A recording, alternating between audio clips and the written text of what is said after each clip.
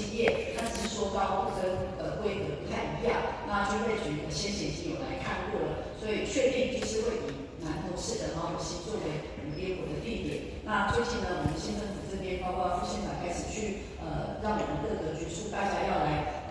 共同来思考，就是如何透过我们在南北两地的民众来到南投有更好的一个接驳的系统。因为目前呢，在南投我们整个市区的停车的空间并不是太大，出乎我们以在猫头溪跟中心新村这边的地区，就是在会展中心这边，大概算起来可以容纳3000台的这个车辆。但我们基本上还是希望透过接驳，如果又可以到我们的茶果的话，然后晚上下午再把它接驳到我们的这个猫头溪畔，这是最好的方式。所以现在我们正在积极的来规划，第一个就是以民间乡，然后以中心新村草埔地区来作为接驳的点。那这个后续的相关的进度，我们会再跟议会报告。希望呢，借由这次国庆的烟火在南投释放，同时呢，今年的这个就是国庆假日加上中秋又有6天的一个假期啊，所以我想这个应该会为我们今年的茶果、我们的茶农朋友，还有我们在地的农民